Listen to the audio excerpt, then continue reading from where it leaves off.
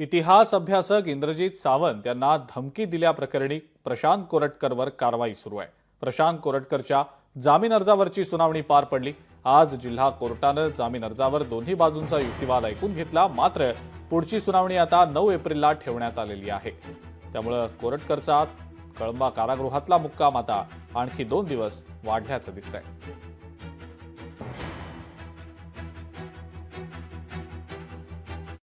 आता सुद्धा हा जो जामीन अर्ज केलेला आहे तो अत्यंत घाईने आणि जामीन मिळालाच पाहिजे असा दुराग्रह ठेवून केलेला आहे असं दिसते।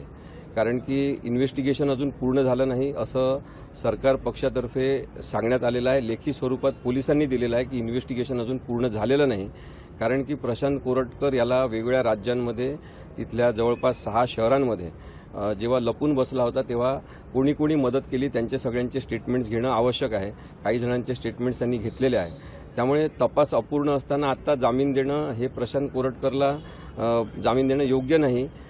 याची मांडणी आम्ही आज कोर्टामध्ये केली। लोकशाही मराठी ऐका, पहा, जागरूक रहा।